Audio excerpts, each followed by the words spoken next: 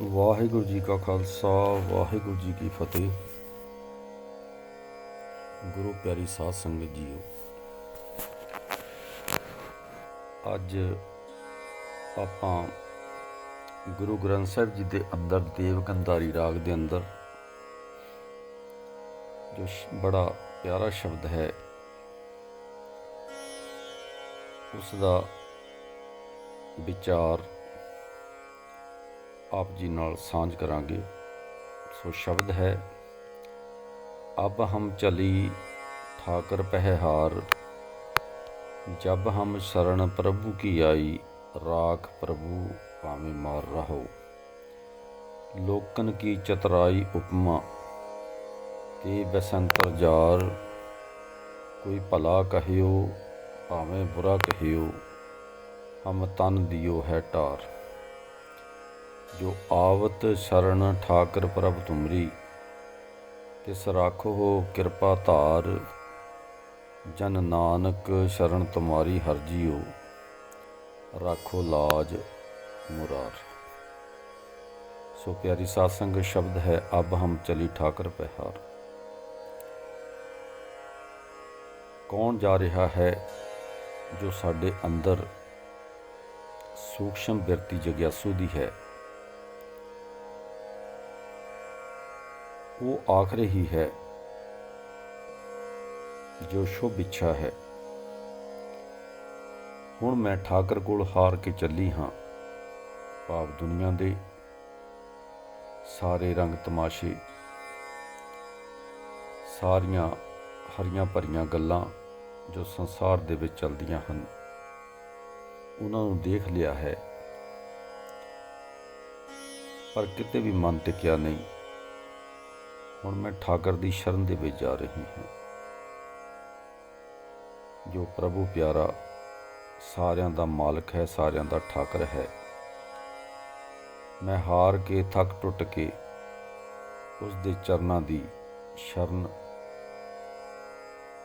ग्रहण कर रही हाँ।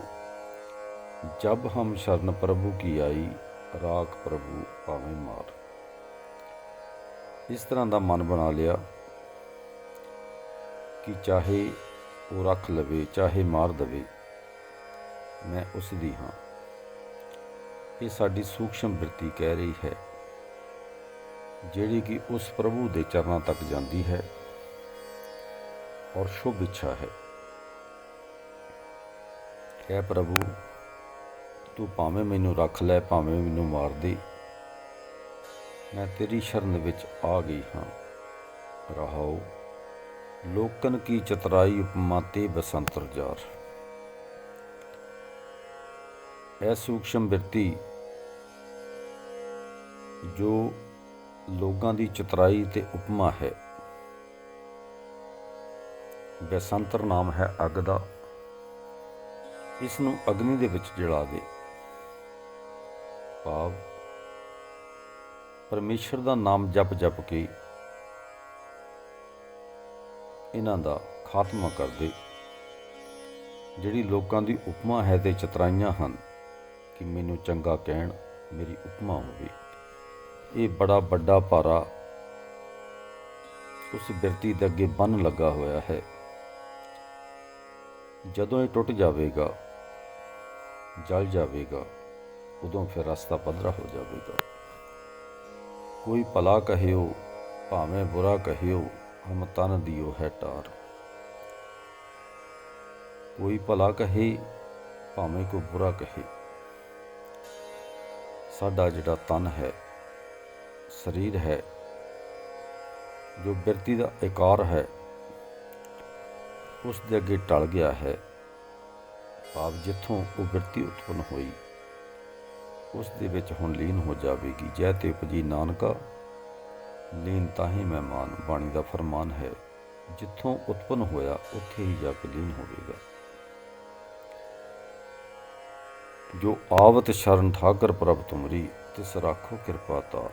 ऐ ठाकर मेरे मालक, जिहड़ा तेरी शरण दे विच आउंदा है, उस सूक्ष्म बिरती नूं लै के उस दे उत्ते किरपा कर। तिस राखो कृपा तार।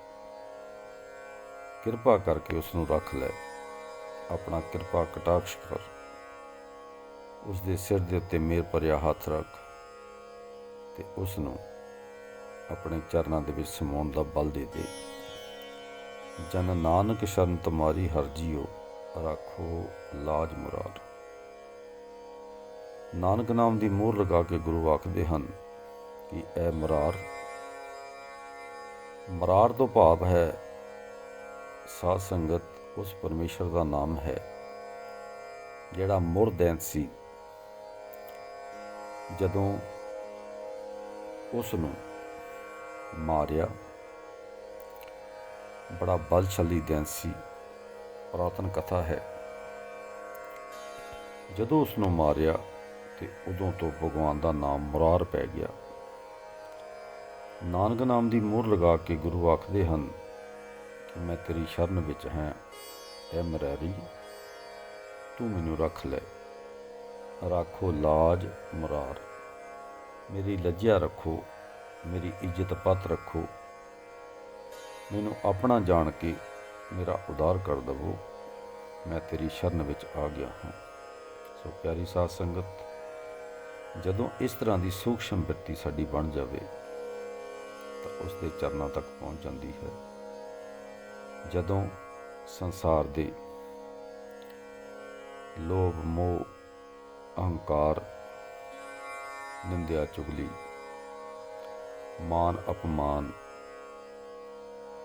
ਇਹ ਸਾਰੀਆਂ ਚੀਜ਼ਾਂ ਜਦੋਂ ਸਾਹਮਣੇ ਹੋਣ ਤਾਂ ਫਿਰ ਉਸ ਪਰਮੇਸ਼ਰ ਦੇ ਅੱਗੇ ਪੜਦਾ ਹੈ, ਉਸ ਦੇ ਦਰਸ਼ਨ ਨਹੀਂ ਹੋਣਗੇ। ਜਦੋਂ ਇਹ ਸਾਰਾ ਕੁਝ ਟੁੱਟ ਜਾਵੇਗਾ ਤਾਂ ਫਿਰ ਉਹ ਹਾਜ਼ਰ ਹੈ, ਉਸ ਦਾ ਪ੍ਰਕਾਸ਼ ਸਾਡੇ ਤੱਕ ਪਹੁੰਚੇਗਾ ਤੇ ਸਾਡੇ ਚਿੱਤ ਨੂੰ, ਬਿਰਤੀ ਨੂੰ ਸ਼ਾਂਤੀ ਆਵੇਗੀ ਤੇ ਉਸ ਸ਼ਾਂਤ ਪਦ ਦੇ ਵਿੱਚ ਅਸੀਂ ਇਸਤਤ ਹੋ ਜਾਵਾਂਗੇ।